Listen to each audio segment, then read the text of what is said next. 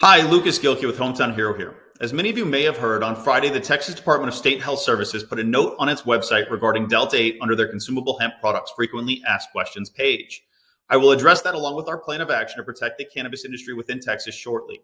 First off, though, I would like to thank all of our customers and partner stores for allowing us to recently donate $25,000 to Operation Finally Home, an amazing Texas charity that builds homes for disabled American veterans. They build around 30 homes per year across the country for veterans in need, and we are honored to help them in this mission.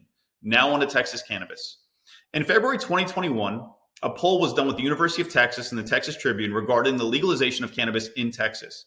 A whopping 87% of respondents said that marijuana should be legal in Texas, with only 13% holding a prohibitionist stance. It seems odd that some of our prohibitionist politicians and state agencies would have you believe those numbers were reversed.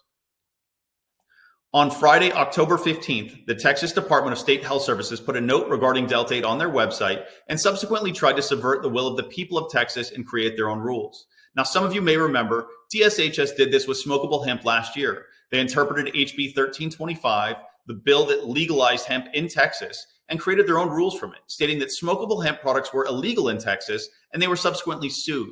That case went on for a year, and DSHS just recently lost, proving they were wrong. Unfortunately, they did not learn from that mistake and are doing the same thing again.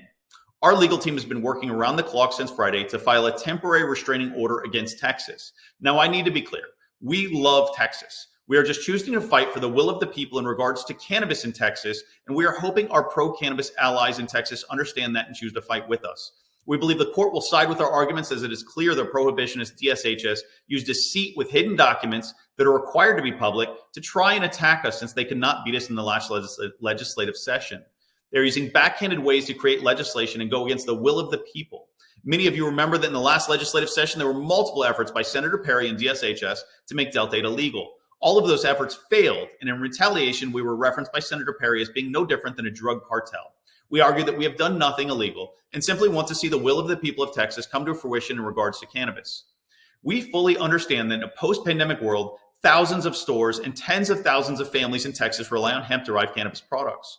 That is why we are taking this fight on.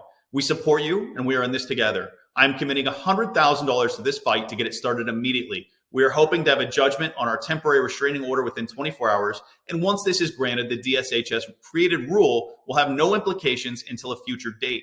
And to quote DSHS's own website in their note about Delta 8, quote, DSHS has no regulatory authority over controlled substances, period, end quote. Jay McGuire with the Texas Hemp Federation is spearheading our efforts, and we ask that you contribute to them if you wish to help. You can find them at texashempfederation.com. As always, thank you for your support, and thank you for allowing us to donate to veterans. Have a wonderful day.